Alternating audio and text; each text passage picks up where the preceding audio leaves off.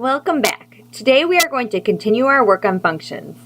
In the last two lessons, we saw how helpful the sum function was in adding up amounts for us, and it was even more helpful with a group by clause when you want to split up the amounts based on different groups. Today we are going to talk about even more cool functions you can use in your SQL queries. After today's lesson, you will know how to use the count function, the average function, and the min and max functions. So the count function will return the number of rows returned in your result set. So pretend you had a query that selected the amount paid for a certain party and it returned 3 rows of data. If you use the count function around the amount paid column in the select section, instead of returning the value of the amount paid, it would count the number of rows in your result set. So 1 row, 2 rows, 3 rows, count of 3 rows. You have a count of 3. Your result set with the count function of this query would be 3 because it is counting the number of rows. The average function returns the average of the sum of the numeric column. So let's bring back that query that was returning the amount paid for a certain party. If instead of selecting the amount paid in this query, we selected the average amount paid, our query would do an average calculation on the amount paid column. It would first sum the values in that column and then divide the sum by the number of rows returned. So 100 plus 150 plus 50, which is 300, divided by 3 for 3 rows equals 100. So we would have a result set that showed average amount paid with 1 row of 100. Let's move on to an example so you can see how these functions will come in handy. Cinderella has always considered herself the best party thrower in all of the kingdoms, but she has heard murmurings that there is a new princess around that is throwing fancier, more enjoyable parties. Cinderella has already sent her loyal field mice and birdie friends to inspect what is going on, but while she is waiting around for the scoop, she wants to do some investigating on her own parties. She has decided she will use her subjects' feedback from her most popular parties and least popular parties to get a better understanding of what is working and what is not working. Cinderella knows there will be some valuable information in the party comments table. It includes guest score and comments. To identify her best and worst parties, Cinderella first asks you for a sum of guest score by party. So the columns we would be interested in are guest score and party ID. With your newly honed-in sum and group by skills, you will be able to write a query that will get a sum of guest scores by party ID. Go ahead and pause the video and write that query now.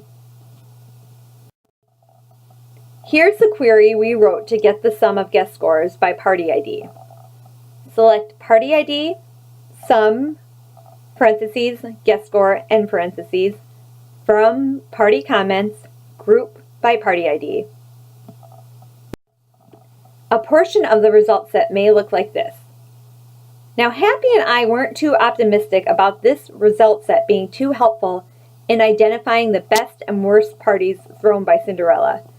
Thumbs up if you are thinking it is helpful. Thumbs down if you do not think this result set will be very helpful in identifying the popular parties compared to the not popular parties. Okay, the reason Happy and I weren't too pleased with this query is that the sum doesn't tell the whole story. Based on this result set, Party 5 has the highest total guest score, and Party 1 has the lowest guest score. So Cinderella might assume Party 5 was the most popular party on this list, and Party 1 was the least popular party on the list. But what if Party 5 had 2,000 attendees that left guest scores, and Party 1 only had 15 attendees that left guest scores?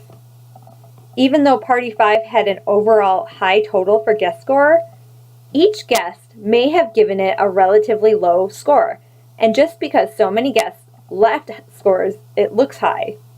From this result, we just don't know if it was a popular party or not. So Happy requested a new query that would show the count of guests that left comments per party. This way, we could get a better idea what the sum of guess scores was indicative of a good party or a bad party. So we could get the count of guess scores and the sum of guess scores by party ID, and then add a group by party ID. So select party ID, count of guess score, sum of guess score, from party comments, group by party ID. The result set would look something like this, and we could see how many guests left scores per party. Now we have a better understanding of the sum of guess score and what it means based on how many guests left scores, but it still isn't crystal clear. We could take this list and manually calculate the average guess score per party to better identify if the party was a hit or not. We could manually add another column and calculate the average guess score per party by dividing the total sum of guess scores divided by the count of guess scores per party. We would now be able to clearly see the parties that had higher average guess scores and lower average guess scores. Party 1 still has a pretty low average guess score, and Party 5 has a pretty high average guess score. But take a look at Party 3. This has the highest average guess score on the list.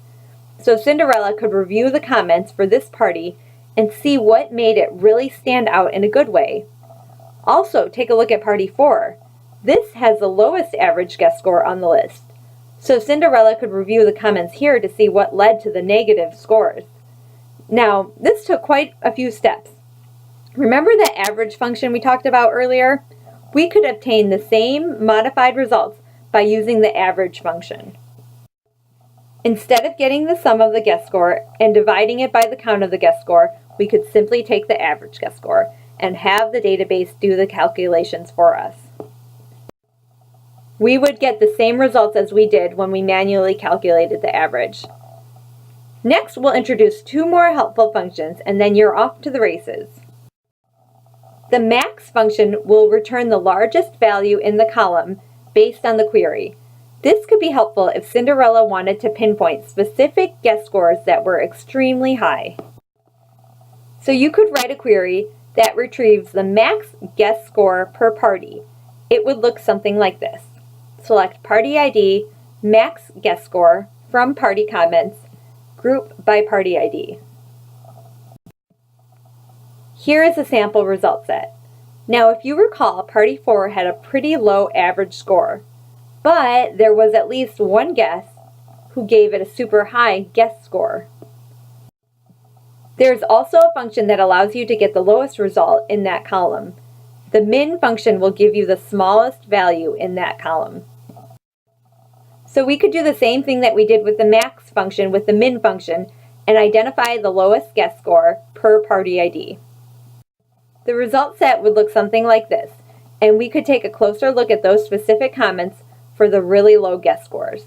Now, we don't have any more lessons dedicated solely to functions, but we will continue to use them throughout the lessons and even show new ways of using them. Spoiler alert, we can put functions in the where section. So now that we have seen how to use the count, average, and min and max functions, it's time for you to get some practice.